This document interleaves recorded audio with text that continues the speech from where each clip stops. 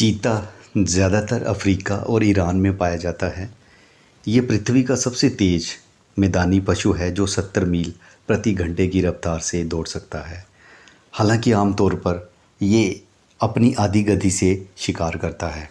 भारतीयों का चीते से गहरा संबंध होता है क्योंकि इसका अंग्रेजी नाम चीता संस्कृत शब्द चित्तर के आधार पर रखा गया है।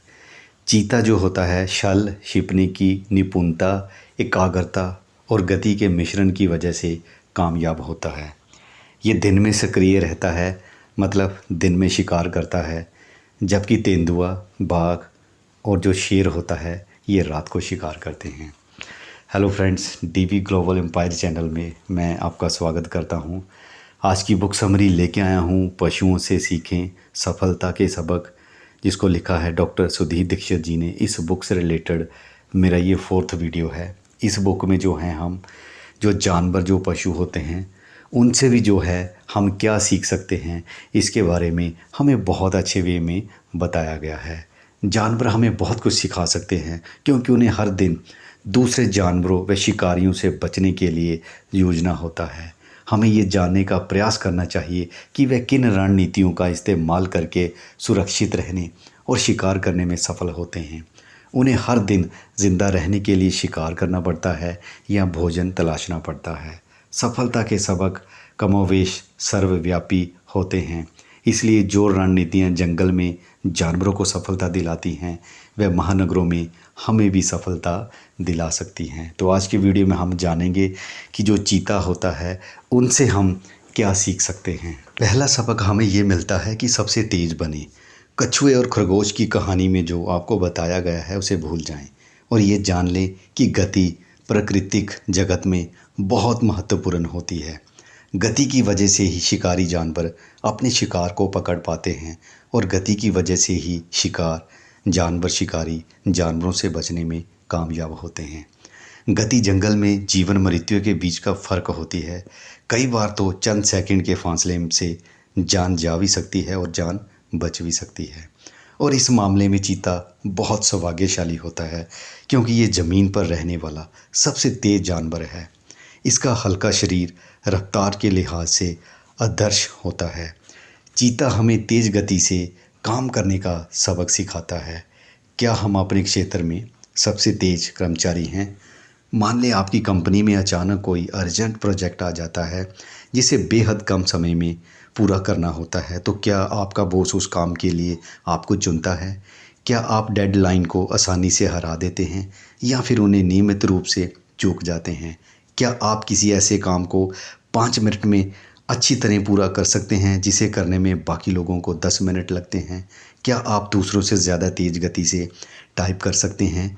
क्या आप दूसरों से ज़्यादा तेज़ गति से बेच सकते हैं? आपका फील्ड कोई भी हो, गति पर ध्यान दें और इसे बढ़ाने की कोशिश करें। जैसे कि अमेज़न के फाउंडर जेफ बेज़ोस ने कहा था, फुर्ती गति ही दूसरों के मुकाबले आपका एकमात्र स्थायी लाभ है। बस यही है, क्योंकि बाकी कोई भी चीज़ स्थायी नहीं है। आप चाहे कुछ भी बना लें, कोई ना कोई दूसरा उसकी नकल कर लेगा। इसलिए अपनी मुख्य योग्यता के क्षेत्र में अपनी गति को बढ़ाएं। व्यवसाय में भी गति बेहद महत्वपूर्ण हो सकती है। फेडेक्स गति के विचार की वजह से ही सफल हुआ क्योंकि इसने रातों रात डिलीवरी का वादा किया और डोमिनोज 30 मिनट की गारंटेड पिज़्ज़ा डिलीवरी के विज्ञापन से शिखर पर पहुंच गया। सर्वश्रेष्ठ अवसर चुनें। जब चीते को हिरन का झुंड दिखाई देता है तो ये उतावलेपन में उनकी तरफ नहीं दौड़ता है। ये इंतज़ार करने का समय लेता है और स्थिति का अच्छी तरह विश्लेषण करता है। अपनी दृष्टि से ये समूह का अवलोकन करता है और फिर आदर्श लक्ष्य की तलाश करता है। ये देखता है कि सबसे आसान और कमज़ोर शिकार कौन सा है, उस तक पहुंचने का आदर्श मार्ग या तरीका क्या है। अपने शिकार को ताड़ते समय चीता काफ़ी समय तक रणनीति तैयार करता है और छलांग लगाने के लिए सही समय का इंतज़ार करता है।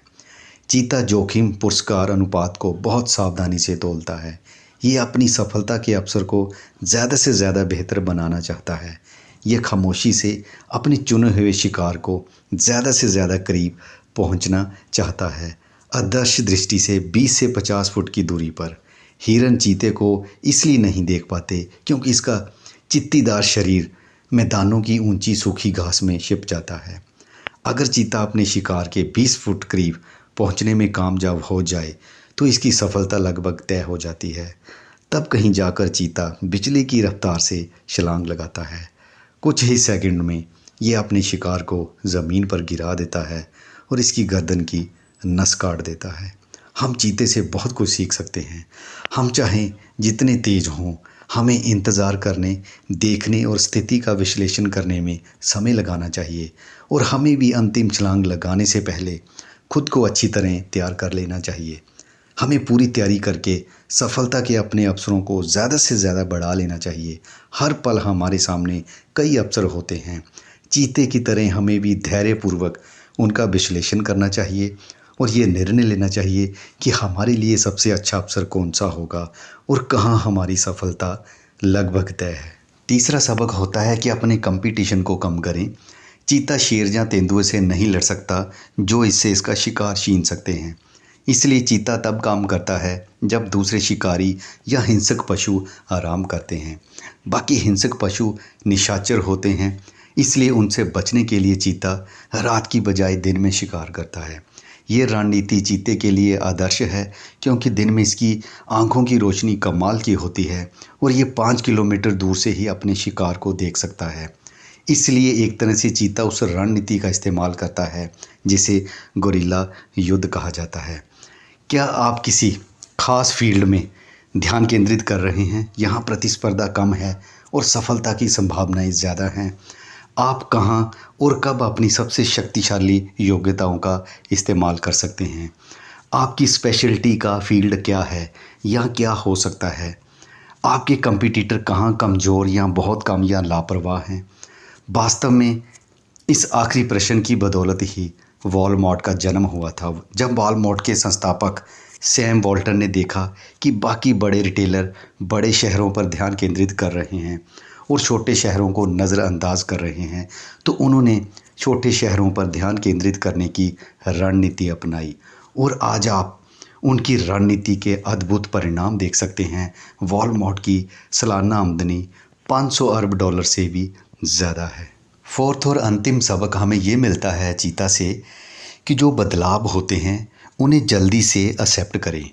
चीते की एक और ख़ास योग्यता होती है जो एक तरह से अनूठी कही जा सकती है। ये तेज़ दौड़ते समय बीच हवा में मुड़ सकता है। अगर इसका शिकार इसे चकमा देने की कोशिश करता है तो चीते में तुरंत मुड़ने की योग्यता होती है। ये कई बार शिकार को मारने और भूखे पेट सोने के बीच का फ़र्क साबित होती है। मार्क सैनवर्न के शब्दों पर ध्यान दें, जीवन में आपकी सफलता सिर्फ बदलने की आपकी योग्यता पर निर्भर नहीं होती, ये तो आपके प्रतिस्पर्धियों, ग्राहकों और व्यवसायों से ज़्यादा तेज़ी से बदलने की योग्यता पर निर्भर होती है। ये सब प्रतिक्रिया में लगने वाले समय के बारे में है। आप कितनी तेज़ी से प्रतिक्रिया कर सकते हैं?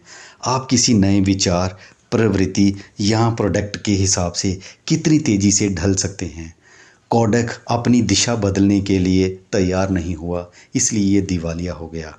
देखिए, कोडक के पास इंस्टेंट कैमरा और डिजिटल कैमरा बनाने की इंडस्ट्री थी, लेकिन ये अपनी कैमरा फिल्म के व्यवसाय को खतरे में नहीं डालना चाहता था।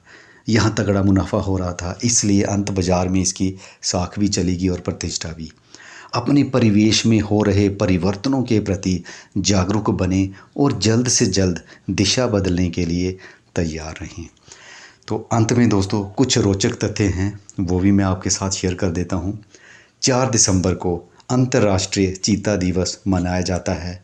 अकबर के पास शिकार के लिए 1000 प्रशिक्षित चीते थे। चीता फल भी खा सकता है, इसे तरबूज पसंद होता है। चीते पेड़ पर नहीं चढ़ सकते और इन्हें रात को कम दिखता है। इसी के साथ दोस्तों आज के वीडियो का यहीं पे अंत कर रहा हूँ। उम्मीद करता हूँ कि चीता की ज़िंदगी से हम सीखकर आगे अपने जीवन में बढ़ेंगे। वीडियो पसंद आया तो ज़रूर लाइक कीजिए, चैनल को सब्सक्राइब कीजिए, वीडियो को शेयर कीजिए। Thanks for watching.